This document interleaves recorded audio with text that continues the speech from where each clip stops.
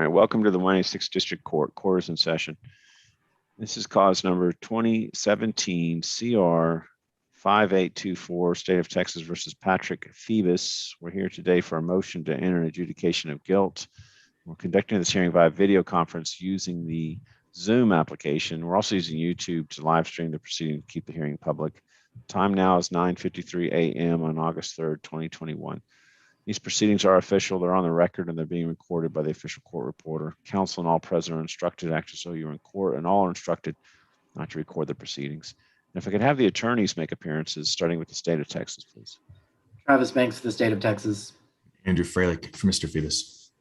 Sir, are you the same Patrick Joseph Phoebus who was placed on deferred adjudication on September 29th, 2017 for the offense of possession of a controlled substance, penalty group 2, from 1 to 4 grams? Is that you, sir? Yes, Your Honor. And state, do we have an agreement? No, Your Honor, there's no agreement. We're pleading open to the court. All right, Mr. Phoebus, my understanding is you're going to plead true to the allegations on the motion, but then it's up to me to decide what to do. And if that's the case, then there's a range of options. I could decide not to revoke you, keep you on deferred adjudication. I could revoke you. I could sentence you anywhere from 2 to 10 years in the Texas Department of Criminal Justice and up to a $10,000 fine. I could just send you to prison based on that, or after I revoke you, sentence you, then suspend sentence and put you on probation, community supervision. It'll look kind of the same to you, but paperwork will be a lot different. But those are the options that I have. Do you understand that's how we're proceeding in this case, sir? Yes, Your Honor. All right. And Mr. Froelich, is that your understanding how we're proceeding as well? It is, Your Honor. All right.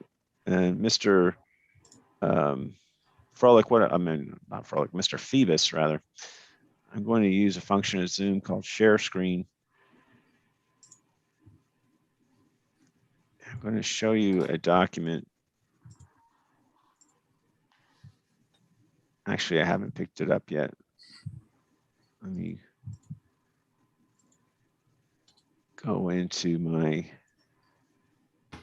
email just a second to pull up the document. It's called the defendant's consent to plea by video conference.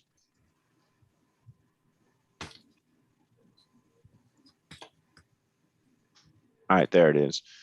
I put on your screen the defendant's consent to appear by video conference. I'm going to scroll down to electronic signature. I'm using my cursor circle around. Is this your signature, sir? Mr. Phoebus?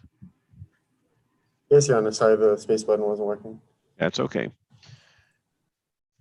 By signing this, you're telling me you understand normally we do motions to enter adjudication of guilt live and in court, but that you are consenting to do this by video conference. Did you understand that when you signed this document? Yes, Your Honor. I approve that consent, make it a part of the record. Then I'm going to also go back to screen share again. This time I'm going to show you the motion to enter adjudication of guilt. It's 2 pages. Let me scroll through for you. Are you familiar with this document? Yes, Your Honor. Did you go over this with your attorney? Yes, Your Honor. Did you understand it? Yes, Your Honor. And counsel, do we waive reading of the motion? We do, Your Honor. I'm going to get out of share screen. Mr. Phoebus, to the allegations listed on the motion that you violated conditions of community supervision, how do you plead? True or not true? True, Your Honor. Do you understand just by pleading true, I can find out those violations are true and revoke your community supervision? Yes, Your Honor. Do you still wish to plead true? Yes, Your Honor. I found the violations are true. State, it's your motion, so you may proceed. Your Honor, state's recommending that you deny the motion, alter and amend conditions to add SATIF, inpatient treatment, and extend the term of the supervision for 6 months. And the reason for that is, based on what we've heard from probation, the main issue with the defendant appears to be that he is failing some drug tests. And for that reason, the state thinks, and the defendant's already completed IOP, intensive outpatient, and because of that, the state is recommending that we go up a level and add the condition of SATIF to this case. Thank you, Mr. Banks. Go ahead, Mr. Froelich. Judge, we are asking that you hold SATIF in abeyance. My client did stumble. He hasn't tested positive since September 16th, but he is a student at Northwest Vista College. And a conviction in this case would certainly make it almost impossible for him to go into the education field like he's planning on doing. Like Travis said, he has done the outpatient treatment. It looks like he's also completed the cognitive change program. He's paid over $2,000 towards his fees. He does owe community service hours, Judge. But we're asking you to deny, alter and amend. Also, we could extend him if that's what you'd like to do. We think at least weekly drug testing, holding the SATF in abeyance, and give him a chance to kind of right the ship. If we're drug testing him, going zero tolerance, he'll have the ability to prove that he can be successful on probation, which he can. I mean, he's been on since 2017. So we know he can do this successfully. He just needs to prove that he can. He does want to make a statement to the court about that. Mr. Phoebus, can you unmute yourself? And I think you have to be sworn in. I'm not sure if the judge swore you in already. I don't believe I've been sworn in. Can you raise your right hand for me, please, sir? Do you solemnly swear or affirm the testimony you're about to give in this cause should be the truth, the whole truth, and nothing but the truth? So help you God. Yes, Your Honor. Go ahead and put your hand down. Go ahead. Yes, Your Honor. Patrick, talk about your education first.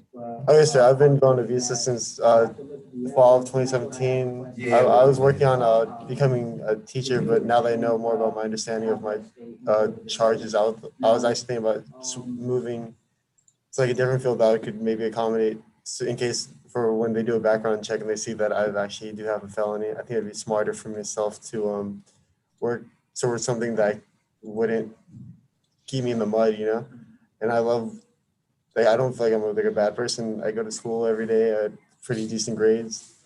And I'm ready to go back. Like, I feel tremendously bad about everything that's happened. I feel like a lot of people down. And I'm ready to live my life the way I should have since the beginning. And so you have a job waiting for you when you get out. Yes, too. sir. Yes, sir. I work at Buffalo Wild Wings. I put my 2 weeks in, and I put my 2 weeks in February because that's when I planned on turning myself in. I was tremendously scared to come here. I was depressed in my room. I haven't done anything for the past couple months, and they told me I have a job when I get out, and that really helped me for when I get out. I'm really happy that they gave me the opportunity to come back when I'm done with my business here. How long have you been in custody now? Since July 13th. And during that time, you and I met, we talked about sobriety, how you can be sober. You tell the judge how you're going to maintain your sobriety. I'm tremendously, I've never been more upset in my life than I have been in here. I guess I really took everything for granted when I was out on the outside, you know, because you get to like see everything when you're outside. And here I feel like I've been in a box, and I would give up anything. I'd give up a left leg just to be able to stay away from this place. I hate feeling like every day I could just die from diseases and just like everything in here. And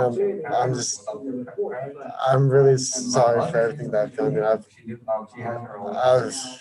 I'm done with all the drugs, drinking, everything. I've never been more upset in my life. And it's all my fault. I completely understand everything. And now I'm at the mercy of the law. And I understand that completely. And you understand you're looking at 2 to 10. Yes, sir. Completely. So not just the 6 months inpatient, but also 10 Yes, years. sir. Yes, sir. Yes, sir. And we've talked about that.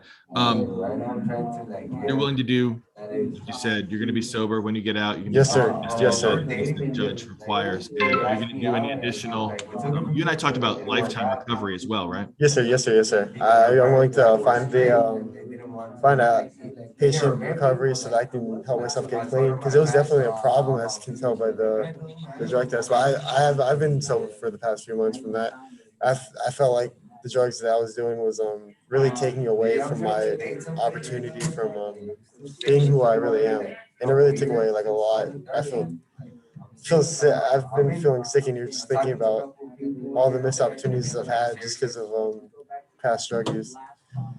And I'm just happy or blessed to be able to still be alive, to be honest with you. I pass the witness, Your Honor. Mr. Phoebus, you said you hadn't used drugs in several months. When's the last time you have used drugs? For cocaine, it's been since like, I say beginning of the year. For marijuana, it was fairly recent before I turned myself in. But that's it. And working at Buffalo Wild Wings, are there other people there who perhaps use drugs at the restaurant? Or maybe yes. after hours, other coworkers who, sorry, court reporter. So there's other court reporters there there's other coworkers there who use drugs, right? Yes, but they're not very open about it. A lot of Okay. people themselves. Do you think you'll be able to avoid any sort of temptation working Yes. in an environment like that? I hate this place so much. I hate this place so much. I'm ready. All right. So, if you were to take a drug test today, do you think you would pass? For marijuana, I don't believe so, but everything else, yes, sir. Okay. No further questions. I'm ready to like never do like weed again because I really am sick of this place. I hate it so much. No further questions, Your Honor. Pass the witness. Nothing further, Your Honor. All right, I'm going to deny the motion. Instead, I'm going to alter and amend the conditions of community supervision. I'm going to extend you 1 year. Order the substance abuse treatment facility, hold that in abeyance. I'm going to give you weekly urinalysis for the next 90 days. It'll be zero tolerance on that. If you start coming up positive for any type of Yes, sir. substances, I'm going to put you in this substance abuse treatment facility for 180 days. Yes, sir. And yeah, but I feel like if I were to take one right now, I don't know if I'd be able to pass it because I smoked marijuana out of anxiety before I got here. But I'm never gonna. I'm truly sick of this place. I'm looking to not do that. Patrick. All. Yes, sir. I was going to say your attorney's indicating he doesn't want you to talk anymore. Yes, sir. All right. Is there anything else from either side in regards to the motion? Nothing from the state, Your Honor. Nothing for the defense, Your Honor. All right, Mr. Phoebus, we're going to conclude the hearing, but you need to stay on soon. When we do, you're going to meet with our liaison officer from the probation department. She's going to go over your new conditions of community supervision. There being nothing else from either side, then this matter is now concluded. We are in recess, and I'm turning